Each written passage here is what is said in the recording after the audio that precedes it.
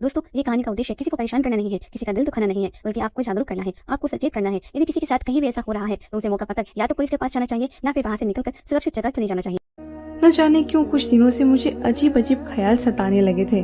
मेरा पति अजीब हरकतें करने लगा था, जिसकी वजह से मैं बहुत परेशान रहने लगी थी।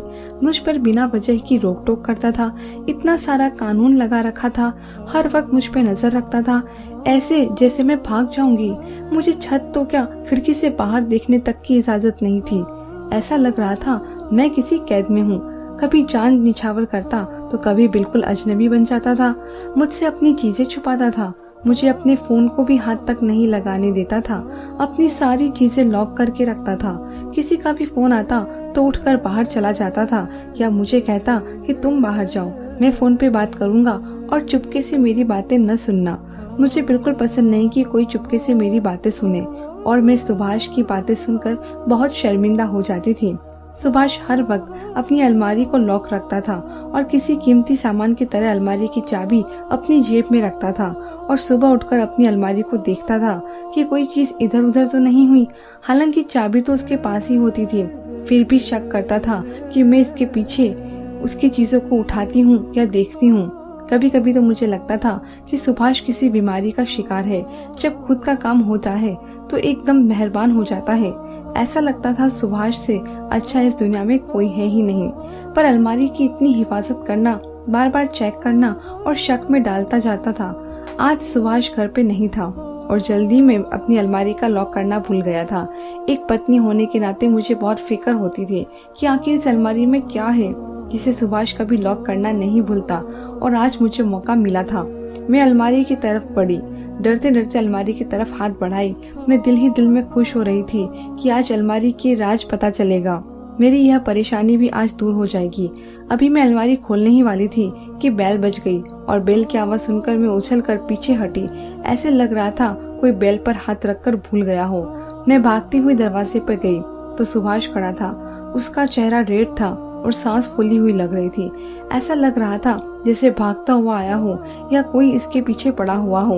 मैंने पूछा, सुभाष सब ठीक तो है?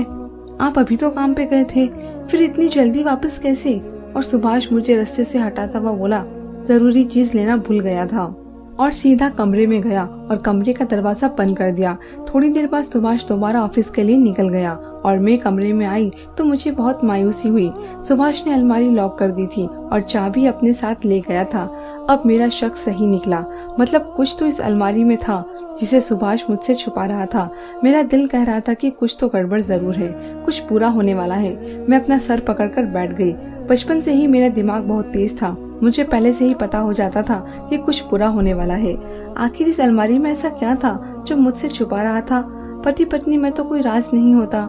मुझे तो बहुत बुरा लगा था कि सुभाष मुझसे चीजें छुपाता है और अब मेरा शक यकीन में बदल गया था। मुझे लग रहा था जरूर किसी लड़की का चक्कर है, इसलिए सुभाष मुझसे खुश नहीं रहता है। अब मैं सोच रही थी कि सुभाष की जिंदगी में कोई और लड़की थी तो उसने मुझसे शादी क्यों की? कोई मजबूरी होगी। सुभाष के पापा राजी नहीं हुए होंगे या लड़की के घर वाले राजी नहीं हुए होंगे। अब मेरे दिल में बस यही बात घूम रही थी कि सुभाष बहुत जल्द मुझे छोड़ देगा और दूसरी शादी कर लेगा। यह सोचकर मेरा दिल बैठने लगा था। मैं सुभाष के सारे काम करना चाहती थी ताकि वह मुझे ना छोड़े, पर सुभाष अपना काम खुद करता था। एक दिन मैंने सुभाष से कहा, आप अपनी अलमारी की चाबी मुझे दें ताकि मैं आपकी अलमारी की सफाई और सेटिंग सही कर दूं। ऐसा कहकर मैं सुभाष को गौर से देखने लगी। वह बोला, इसकी जरूरत नहीं, मैं खुद कर लूंगा। अलमारी में मेरे जरूरी कागजात हैं, उनको मैं किसी को हाथ नहीं लगाने देता। अगर एक भी चीज इधर उधर हो गई तो मुश्किल हो जाएगी। मैं प्यार से बोली, सुभाष मैं आपकी कोई चीज इधर उधर नहीं करूंगी। एक बार में तुम्हें मेरी बात समझ नहीं आती? सुभाष ने गुस्से से मुझे जवाब दिया और चुप हो गई। फिर सुभाष ने मुंह फेर लिया था। इसका मतलब यह होता है कि मैं बात करने के मूड में नहीं हूँ। मैं गरीब घराने से थी, मैं खूबसूरत और पढ़ी लिखी थी। गरीब होने की वजह से कोई अच्छा रिश्ता नहीं आता था क्योंकि मेरे पापा दहेज देने के काबिल नहीं थे। तभी सुभाष और उसके पापा एक दिन अचानक हमारे घर आए और मेरा रिश्ता मांगा और दहेज लेने से साफ मना कर दिया था। फिर मेरे गरीब माँ बाप बहुत खुश हुए और बिना देर किए शादी के लिए राजी हो गए और बिना देखभाल के मेरा रिश्ता सुभाष से कर दिया। 1 हफ्ते के अंदर अंदर मेरी शादी सुभाष से हो गई। मैं बहुत खुश थी कि मेरी नसीब जाग गए हैं और बैठे बैठे इतना अच्छा रिश्ता मिल गया है। पर किस्मत को कुछ और मंजूर था। न जाने आगे जाकर मेरे साथ क्या होने वाला था। मैं इस बात से बिल्कुल अनजान थी। मैं दुल्हन बनकर बैठी थी। मेरा पति कमरे में आया और आते ही मोबाइल का कैमरा ऑन किया और मेरे करीब आया।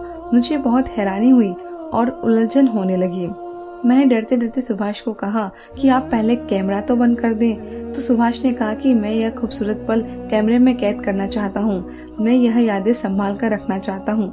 मेरी सारी खुशी खराब हो गई। मोबाइल का कैमरा ऑन था और मुझे ऐसा लग रहा था कि कोई तीसरी आंख मुझे इस हालत में देख रही है, जैसे मोबाइल का कैमरा नहीं बल्कि कोई इंसान मुझे देख रहा हो। मुझे इस बात से बहुत तकलीफ हुई, पर एक रात की दुल्हन थी, मैं कुछ कह नहीं सकती थी। न जाने क्या बात सुभाष को बुरी लग जाती। मैंने सोच लिया था कि मैं सुभाष को बाद में समझाऊंगी कि ऐसे नहीं करते। फिर बाद में मैंने कहा, लेकिन सुभाष ने मेरी एक ना सुनी और फिर रोज का यही काम हो गया। और मैं सुभाष को हमेशा समझाती, लेकिन वह मेरी एक न सुनते। वह कमरे में आते ही कैमरा चालू कर देते और मैं शर्म से सर झुका लेती थी। शायद मेरी जगह कोई और लड़की होती तो अपने पति की खुशी के लिए सब कुछ कर गुजरती, पर मैं इस किस्म की लड़की नहीं थी। मैं शुरू से ही शर्मीला टाइप की लड़की थी। कमरे के अंदर यह हाल था तो कमरे से बाहर निकलती तो मेरा ससुर अजीब नजरों से ऊपर से नीचे तक मुझे देखता और मैं परेशान हो जाती। ससुर मुझे एक आंख नहीं पाता था। एक लड़की होने के नाते मैंने उसकी गंदी नजरों में छुपी हुई अय्याशी पढ़ ली थी। मैं ससुर के सामने खुद को बड़े से चादर में छुपा लेती थी और उसकी गंदी नजरों मुझे ना पड़े। एक तो मेरे ससुर को कोई काम नहीं था, सारा दिन घर में बैठा मोबाइल देखता रहता था, बस मुझे घूरता रहता था। उसे जरा भी शर्म नहीं थी कि मैं उसके बेटे की पत्नी थी और उसकी बहू। कभी दिल करता था कि मैं सब कुछ सुभाष को बताऊं, लेकिन मैं जानती थी कि सुभाष मेरी बात का यकीन नहीं करेगा। अभी मुझे इस घर में आए हुए 6-8 दिन ही हुए थे। सुभाष अपने बाप की जगह मेरी बात पे कभी भरोसा नहीं करेगा।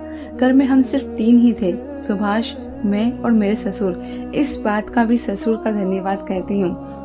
उसने मुझे हाथ लगाने की कोशिश नहीं की, बस नजरों से ही मुझे घुरा करता था। पर कभी कभी हाथ वो काम नहीं करते जो आंखें कर जाती है। एक बार सुभाष नहा रहा था। मैंने चुपके से उसका मोबाइल उठाकर देखा तो मैं हैरान रह गई, क्योंकि उनके मोबाइल में भी फिंगरप्रिंट लगा हुआ था। और सुभाष के निकलने से पहले मैंने उसका मोबाइल वैसे ही रख दिया और सारा दिन अपने दिमाग में यही बात सोचती रही कि उसकी अलमारी भी लॉक है, फोन पर भी लॉक लगा हुआ है, मुझे कभी आने जाने भी नहीं देते। आखिर क्या मामला है? मेरी शादी को 1 महीना हो गया है। इस 1 महीने में कोई ऐसा दिन नहीं था कि मैं ढंग से खुश हो पाई हो। जब भी मायके जाने का नाम लेती, मेरा पति मुझे रोक लेते और मैं अपने माँ बाप के लिए बहुत उदास होती थी। मेरे मम्मी पापा, बहन भाई बहुत याद आते थे। ऐसा पहली बार हुआ था कि मैं उन लोगों से इतना दिन दूर रही थी। और दूसरी, सुभाष के मोबाइल में हमारे वीडियो मुझे बहुत परेशान करते थे। अगर कभी किसी ने वीडियो देख लिए तो जाने मेरे बारे में क्या सोचेंगे। मैं इस बात से बहुत परेशान थी। उस रात मुझे नींद नहीं आ रही थी। सारी रात मेरी करवट बदलते बदलते गुजरी थी। सुभाष गहरी नींद में सो रहे थे। तभी मैंने आराम से सुभाष का मोबाइल लिया और धड़क के दिल से सुभाष का फिंगर मोबाइल पे रख दिया और मोबाइल का लॉक खुल गया। मोबाइल लेके मैंने दूसरी तरफ करवट ली और कंबल में सर ढक लिया और आराम आराम से मोबाइल की तलाशी लेनी शुरू की। मेरा दिल जोर से धड़क रहा था। ऐसा लग रहा था कि दिल हड्डियां तोड़कर बाहर निकल आएगा।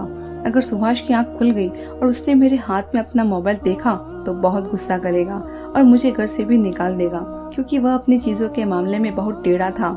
सारे मोबाइल की तलाशी लेने के बाद मुझे हैरत का झटका लगा। वहाँ पर तो मेरी और सुभाष की कोई एक वीडियो भी नहीं थी। हालांकि रोज वीडियो बनती थी। मैंने मोबाइल बंद करके वैसे ही सुभाष के सिरहाने रखा और सोच के समंदर में डूब गई। सुभाष ने कहा था कि वीडियो कर रहा है या वह आजमा रहा था। उसने कोई वीडियो नहीं बनाई है, शायद मुझे जांचने के लिए ऐसा कर रहा होगा। ऐसे कई सवाल मेरे दिमाग में घूम रहे थे। अब मैंने महसूस किया कि जब सुभाष घर पे नहीं होता था और जब भी मैं किसी काम से ससुर के सामने से गुजरती, वह अपने मोबाइल में कुछ देखता और मुझे देखकर कहता, वाह क्या वीडियो है, देखकर मजा आ गया। और मुझे लगता मैं शर्म से जमीन में धंस जाऊंगी।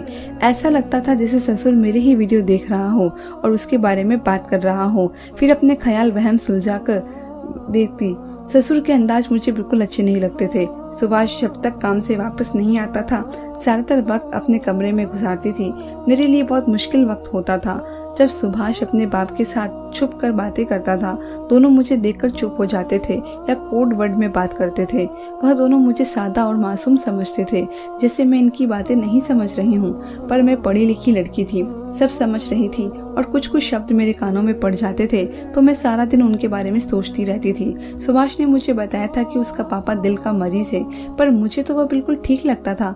ऐसा लगता था जैसे सुभाष का बाप नहीं, उसका बड़ा भाई है। बिल्कुल जवान लगता था और मैं यही सोचती थी कि ससुर तो बिल्कुल जवान लगता है, उसने दूसरी शादी क्यों नहीं की। शायद सुभाष की मोहब्बत में दूसरी शादी नहीं की, शायद सच में वह हार्ट पेशेंट था। एक रात जब हम सो रहे थे कि मेरे ससुर की तबीयत बहुत खराब हो गई। उसने सुभाष को नींद से उठाया। मेरा ससुर अपना सीना मसल रहा था, उनकी बहुत बुरी हालत हो गई थी। बार बार सुभाष को बोल रहे थे कि मुझे डॉक्टर के पास ले चलो, और सुभाष भी घबरा गया और गाड़ी की चाबी उठाकर बाप को सहारा देकर बाहर निकालने लगा और मुझे कहा कि दरवाजा अंदर से बंद कर लेना। मैंने एक बात नोट की थी, सुभाष और मेरे ससुर घर पर कभी मुझे अकेला नहीं छोड़ते थे। दोनों में से एक घर पे जरूर रहता था। अगर कभी मजबूरी में दोनों घर से बाहर जाते तो दरवाजे को बाहर से ताला लगा कर जाते थे और मुझे कहते थे कि तुम घर पे अकेली हो, इसलिए बाहर से ताला लगाया है। पर यह बात भी मुझे अच्छी नहीं लगती थी, पर मैं चुप रहती थी क्योंकि मुझे बहस करना अच्छा नहीं लगता था। और फिलहाल तो हमारी शादी के नए नए दिन थे और मुझे बहुत जगह चुप रहना पड़ रहा था। आज मेरे ससुर की तबीयत इतनी ज्यादा खराब हुई कि ऐसा लग रहा था कि मर जाएगा। उसका रंग एकदम वाइट हो गया था। पहले तो कभी इसकी इतनी तबीयत खराब नहीं हुई थी। सच कहूँ तो मुझे मेरे ससुर की तबीयत की खराबी में जरा भी दिलचस्पी नहीं थी और न ही मुझे उस पर कोई तरस आया। शायद तरस खाने के काबिल नहीं था। मेरी सोच वहीं अटकी हुई थी कि अचानक याद आया, सुभाष इमरजेंसी में चाबी लेकर नहीं गया होगा। मैंने दरवाजा बंद किया और भागती हुई चाबी तलाश की। मेरे 10 मिनट चाबी तलाश करने में गुजर गए। मैं थक कर बैठ गई। तभी मेरे दिल में ख्याल आया कि मैंने बेड का गद्दा ऊपर किया और मैं खुश होकर बैठ गई क्योंकि गद्दे के नीचे मुझे चाबी मिल गई थी। मैंने जल्दी जल्दी अलमारी खोली तो मेरी जान निकल गई। मेरा पति तो मेरी सोच से भी ज्यादा आगे था। वहाँ कुछ खास चीजें मुझे नहीं दिखी और मैं मायूस हो गई। वहाँ पर एक लैपटॉप और कुछ कागज पड़े थे, पर मैंने ही जैसे लैपटॉप खोला मेरे पैरों तले जमीन निकल गई। मैंने जल्दी जल्दी कुछ वीडियो और फोटो देखी और शर्म के मारे आंखें बंद कर ली। वहाँ पे बहुत से लड़कियों की वीडियो थी और मेरी भी थी जो सुभाष रोजाना बनाता था। उन सब में सुभाष ने अपना चेहरा अप्लाई नहीं किया हुआ था, पर मैं सुभाष को अच्छे से पहचानती थी और उनसे लड़कियों के बेचने की एड्रेस भी थे। उन सब चीजों से मालूम हो रहा था कि सुभाष और उसके बाप की दोस्ती एक बहुत बड़े गैंग से है जो गरीब लड़कियों को शादी के नाम पर बेवकूफ बनाकर इस्तेमाल करते थे, क्योंकि वहाँ पर सुभाष के बहुत सारे शादी के कार्ड भी पड़े हुए थे। मैं यह सब देखकर अंदर से डर गई। मैं एक बहुत बड़े जाल में फंस गई थी। यहाँ से निकलना इम्पॉसिबल था। मुझे लग रहा था कि मेरा दिल बंद हो जाएगा। मेरी आंखें के आगे अंधेरा छा गया। मुझे अपनी मौत बहुत करीब नजर आ रही थी। अगर सुभाष को ये बात पता चल गई कि मैं उसके बारे में जान गई हूँ तो मुझे फौरन मार देगा।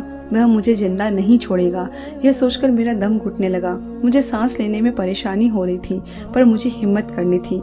शुरू में तो ख्याल आया कि यह सब डिलीट कर दूं और सब बर्बाद करके भाग जाऊं, पर कहाँ जाती। अब तो मुझे शक हो रहा था कि सुभाष ने घर में कैमरे छुपाकर तो लगा नहीं रखे हैं जिससे वह मेरी सारी बातें पता लगा रहा हो। यह सोचकर तो मेरी हालत और बिगड़ गई। फिर मैंने सोचा कि अब जो होना था सो हो गया। अगर सुभाष कैमरे लगाए हुए हैं तो भी मैं कुछ नहीं कर सकती थी। फिर ख्याल आया कि यह सब मेरा वहम हो। मेरा दिमाग तेजी से काम करना शुरू किया और मैंने सब वैसे ही रख दिया जैसे पड़ा था और अलमारी का लॉक करके चाबी वापस उसी जगह रख दी। अगर मैं भाग जाती तो सुभाष का राज कभी न खुलता और मेरे घर वालों को भी नुकसान पहुंचाने की कोशिश करता। मैं भगवान से प्रार्थना करके रोने लगी और इतना रोई कि मेरी आंखें सूज गई। मैं भगवान से मदद मांगी जा रही थी। अब न जाने कब तक सुभाष मेरा इस्तेमाल करने वाला था, न जाने मेरे साथ क्या करता। बहुत वक्त गुजर गया था, अभी तक सुभाष नहीं आया था। इसका मतलब था इसके बाप की तबीयत ज्यादा खराब थी, वरना सुभाष जरूर वापस आता, अलमारी की चाबी ले जाता। तभी मैं उठी और सारे घर की तलाशी लेने लगी, पर मुझे कोई खास चीज ना मिली। तो मैं अपने ससुर के कमरे में गई। जब से शादी आई थी एक बार भी ससुर के कमरे में नहीं गई थी। सुभाष ने मुझे साफ शब्दों में कहा था कि पापा के कमरे में नहीं जाना, उनको पसंद नहीं। अपने ससुर के कमरे में गई तो उनका कमरा बहुत बड़ा था। अब मुझे अंदाजा हो गया था कि जो भी राज है वह इस कमरे में छुपा है। तभी मुझे इस कमरे में जाने की इजाजत नहीं थी। मैं तलाशी लेने लगी पर मुझे कुछ नजर नहीं आया, पर एक छोटा सा कालीन बिछा हुआ था। उस पर मेरा पैर पड़ा तो मुझे कुछ अजीब लगा। मैंने वह कालीन हटाकर देखा तो वहाँ कमरे के फर्श पर एक लोहे का ढक्कन था, जिसे कोई जगह बंद करने के लिए दिया गया हो। मैंने डरते डरते वह ढक्कन उठाया तो मेरे होश उड़ गए। वहाँ पर नीचे की तरफ एक सीढ़ी जा रही थी। आज मैंने सारी रात जानने का सोच लिया था। अब चाहे मैं मरती या बचती, क्योंकि सुभाष मुझे वैसे भी जिल्लत की जिंदगी देता, इससे अच्छा था मैं मर जाती। मैंने इधर उधर नजर दौड़ाई तो मुझे टॉर्च पड़ा हुआ मिला। जरूर यह नीचे जाने के लिए इस्तेमाल करते होंगे। मैंने टॉर्च लिया और सीढ़ियों से नीचे उतर गई। मैं वहां जाकर देखी तो मेरी रूह कांप गई। वहां तो अंधेरे में एक कैद खाना बना हुआ था। वहाँ 5 लड़कियां कैद थी और खाना ना मिलने की वजह से सूखकर हड्डियों का ढांचा बन गई थी। मैंने उनसे पूछा कि तुम लोग कौन हो, यहाँ क्या कर रही हो?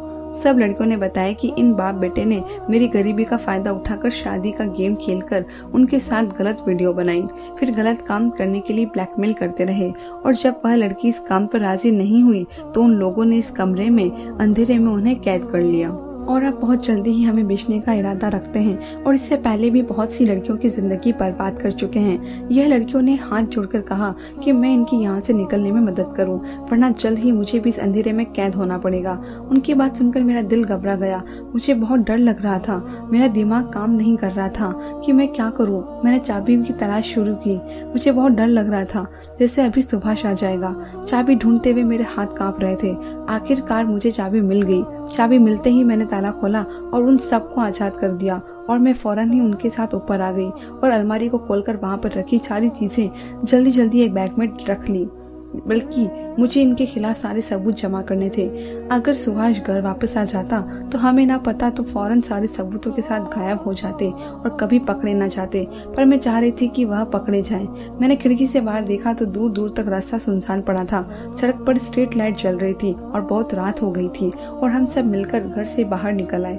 बहुत देर छुपते छुपाते डरते हम 6 लड़कियां रात के अंधेरे में किसी सवारी का इंतजार किए और हम सब मिलकर भगवान से आखिरी मदद मांग रहे थे। और आखिर में हमें एक टैक्सी नजर आई तो हमारी जान में जान आ गई, क्योंकि लड़कियां बहुत कमजोर हो चुकी थी और सही से चल भी नहीं पा रही थी। वहां से टैक्सी करके सीधा हम पुलिस स्टेशन आए। इस दौरान हम सबको पता लग गया था कि अभी दोनों बाप बेटे घर आ जाएंगे और हमें उम्र भर अंधेरे में कैद रखेंगे या हमेशा के लिए खत्म कर देंगे। इसी डर में हम पुलिस स्टेशन पहुंच गए और पुलिस को हम सब लड़कियों ने सब कुछ बताया कि इन बाप बेटे ने हमें कैद किया और हमें आगे बेचने का इरादा रखते हैं। पुलिस को सुभाष के घर का एड्रेस दे दिया और पुलिस ने फौरन छापा मारा और बहुत सी चीजें पुलिस को हाथ भी लग गई थी जो मेरे हाथ नहीं लग पाई थी। सुभाष के खिलाफ सारे गवाह मिल गए थे। अब कोई उसे फांसी के फंदे से नहीं बचा सकता था। मेरा ससुर मर गया था। उसे इस बूढ़े की किस खुशकिस्मती समझे या बदकिस्मती कि वह पुलिस के हाथ से मार से बच गया था और मर गया था। सुभाष अपने बाप को एम्बुलेंस में घर ला रहा था। उसके बाप को हार्ट अटैक आया था और वह मर गया था। सुभाष अपने बाप से बहुत मोहब्बत करता था, तभी उससे कुछ होश न रहा और एक रात में बाप के साथ साथ इसके जुल्म की कहानी भी खत्म हो गई थी। लग रहा था कि भगवान के यहाँ आज दोनों बाप बेटे की पकड़ हुई है।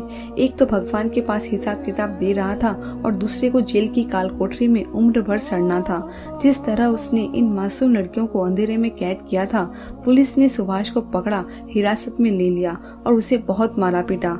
एक बहुत बड़ा गिरोह था जिसकी तलाश बहुत सालों से पुलिस को थी और हमने पुलिस के दबाव में आकर सुभाष के सारे साथियों के नाम और उनके पते बताए और उनको भी पकड़वा दिया। इस तरह सारा गेम पुलिस के हाथ लग गया। पुलिस ने हमारे सारे वीडियोस हर जगह से डिलीट करवाई और सब लड़कियां अपने अपने घर चली गई। और इतने बड़े गेम को पकड़वाने की वजह से मुझे इनामी पैसा भी मिला था और मेरा नाम बहुत रोशन हो गया और मेरा नाम अखबारों में छपाया था। शायद भगवान ने मुझे इस काम के लिए चुना था, पर मैं बहुत डरी हुई थी। बहुत साल के बाद मेरी शादी हुई थी और मेरे इस शादी से बहुत लोगों का भरोसा उठ गया था। अक्सर मुझे सपने में मेरे पति और ससुर नजर आते थे। कभी मैं सपने में देखती कि मैं अंधेरे कैद खाने में कैद हूँ। यह एक बहुत मुश्किल वक्त था जिसे मेरे मम्मी पापा ने मेरे साथ बहुत अच्छा दिया और मम्मी ने सबसे यही कहा कि मेरा पति मर गया है, इसलिए मैं गहरे सदमे में हूँ। सुभाष से मैं डिवोर्स ले ली थी। मम्मी ने कहा अगर लोगों को डिवोर्स के बारे में बताओगी तो तुम्हारा दोबारा घर नहीं बस पाएगा, इसलिए मैंने सबसे बताया था कि मैं विधवा हो गई हूँ। इसको भगवान का लिखा हुआ समझकर सब चुप हो जाते थे। हमारे गाँव में डिवोर्स देना अच्छा नहीं समझा जाता था।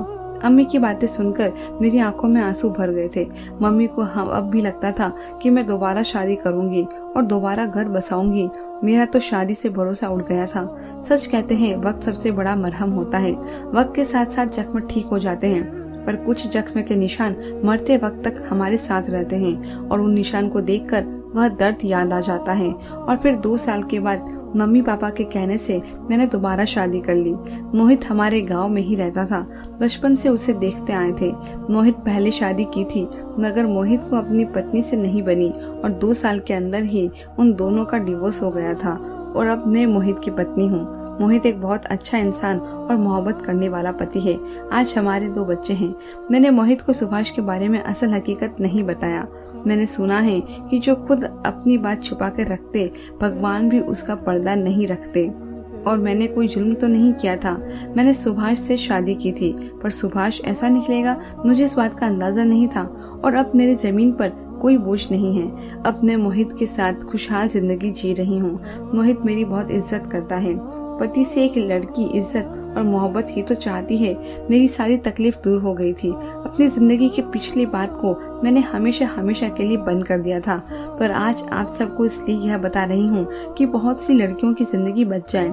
सुभाष तो कैद है, पर उसके जैसे इंसान भेड़िए की तरह अब भी गलियों में फिरते हैं कि किसी मासूम लड़की को नोच कर खा जाए। अभी भी मैं सोचती हूँ तो मैं कांप जाती हूँ। कैसे मैं सुभाष के हाथ से बच निकली और भगवान ने मुझे दिमाग दिया। बहुत सारी मासूम लड़कियों को मैंने बचाया, वरना ऐसे इंसान मासूम लड़कियों के बारे में नहीं सोचते और न ही इन्हें दुनिया में डर होता है और न ही भगवान से। धन्यवाद दोस्तों।